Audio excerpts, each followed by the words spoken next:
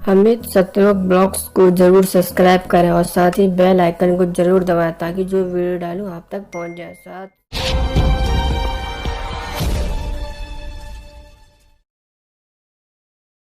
तो पुण्यात्मा परमात्मा प्रत्येक युग में आते हैं और अपना ये तत्व ज्ञान जो पांचवा वेद ये सुनाते हैं। अब जब परमात्मा ने उस पांचवें वेद में आकर बताया है, अपनी प्यारी आत्माओं को मिलते हैं जो उनके बहुत कृपा पात्र होते हैं। वैसे तो उनके सभी ही प्रिय हैं, चींटी से लेकर हाथी तक, रंग से लेकर राजा तक, हम एक ही परम पिता के बच्चे हैं। चाहे किसी मजहब धर्म से हम संबंधित रखते हो, लेकिन हमारा मूल पिता एक ही है। वो कबीर देव है, वो परम अक्षर ब्रह्म है, वो हमारा जनक है। यहाँ तो हम काल के अधीन होकर के इसके संकेत से अब हम नाच रहे हैं। उस परमेश्वर के सभी वैसे तो बच्चे हैं, लेकिन पिता अपने उस बच्चे को ही घर का कारोबार संभलवाता है जो संभालने योग्य होता है। उसी को अपनी तजूरी यानी सेफ की चाबी देता है जो उस धन को संभाल सके। नादान बच्चे को दे दे तो वो आप भी खराब करे और न भी खिलावे, तुरंत ही निर्धन हो जावे।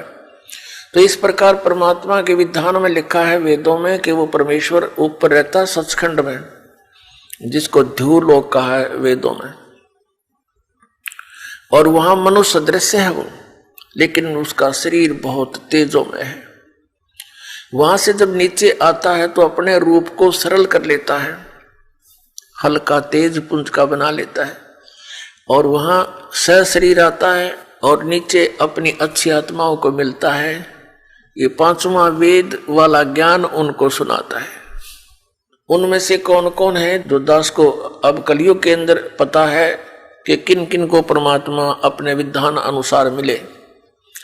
आदरणीय धर्मदास साहिब जी बांधवगढ़ वाले, आदरणीय मलुकदास साहिब जी, आदरणीय दादू साहिब जी, आदरणीय नानक साहिब जी जो सिख धर्म के प्रवर्तक माने जाते हैं, आदरणीय गरीबदास साहिब जी गांव छुडानी जिला दद्दर हरियाणा वाले,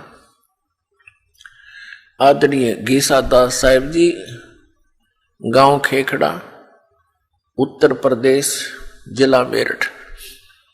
इन पुण्यात्माओं को परमात्मा आकर मिले। ऋग्वेद मंडल नंबर 9 सूक्त 86 के मंत्र 26 और 27 में, ऋग्वेद मंडल नंबर 9 सूक्त 82 के मंत्र 1, 2, 3 में, और भी बहुत से मंत्र हैं। ऋग्वेद मंडल नंबर 9 सूक्त 96 के 16 से 20 में, ऋग्वेद मंडल नंबर 9 सूक्त 94 यानी 94 के मंत्र 1 में, ऋग्वेद मंडल नंबर 9 सूक्त 20 मंत्र 1 में, ऋग्वेद मंडल नंबर 9 सूक्त 1 मंत्र 8 और 9 में, और भी अनेकों स्थानों पर। यह प्रमाण है कि वो परमात्मा सतलोक से चलकर आते हैं, अपनी अच्छी आत्माओं को, श्रेष्ठ आत्माओं को मिलते हैं जो दृढ़ भक्त होते हैं, और ऐसे उनको प्राप्त होते हैं जैसे आकाशीय बिजली, आकाशीय विद्युत अपने स्नेह वाले धातु को ही आधार बनाकर उसके ऊपर गिरती है। जैसे पुराने समय में हमारे सामने एक कांसी धातु होती थी, कांसी, उसके थाली बेले होते थे। वर्षा के दिनों में यदि वो बाहर रह जाते थे, हमारी दादी जी कहती थी हमारी माताओं को कि इन कांसी के बर्तनों को अंदर रखो, इन पर बिजली गिरती है अमूमन। तो कहने का भाव ये है कि ऐसे वो परमात्मा उन विशेष पुण्य आत्माओं पर अट्रैक्ट होता है, किस लिए कि वो मेरा काम कर सकते हैं। बाकी तो बालक है, वो इस धन को खराब कर सकते हैं। इसलिए उन पुण्यात्माओं को इस कलयुग में आकर मिले। वैसे तो वो परमात्मा अपनी प्यारी आत्माओं को बहुतों को मिले हैं, लेकिन उनको वो धन दिया नहीं। मिले अवश्य हैं कि उनकी दृढ़ता ना पाने से उनको वो धन दिया नहीं जो इन पुण्यात्माओं को दिया। अब प्रसंग है कि हम इस बहुत ही गंदे लोक में रह रहे हैं और यहाँ का स्वामी है ये काल भगवान ज्योति स्वरूपी निरंजन, जिसको सरपुरुष कहते हैं। और इसके 3 पुत्र हैं, रजगुण ब्रह्मा जी, सतगुण विष्णु जी, तमगुण शिव जी, और दुर्गा इनकी पत्नी है, ब्रह्मा विष्णु महेश की माता है। इस काल भगवान को श्राप लगा हुआ है 1 लाख मानव शरीरधारी प्राणियों का नित आहार करने का। पुण्यात्माओं, हम चतुर्गणे हो गए,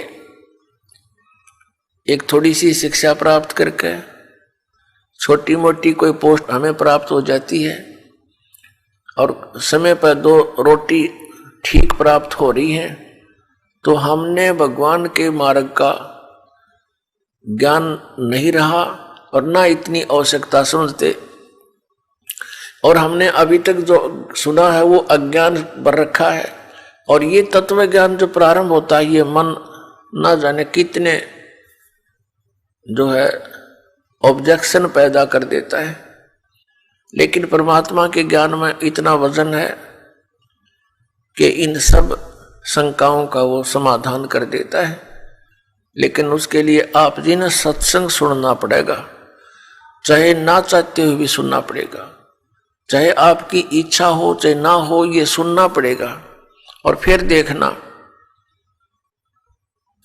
आपको कितना अच्छा लगेगा। फिर ये इसका कारण क्या है, पहले उस प्रसंग को सुनाते हैं जो दास सुनाना चाहता है कि हमारे साथ यहां सारा कार्य मजबूरी से कराया जा रहा है।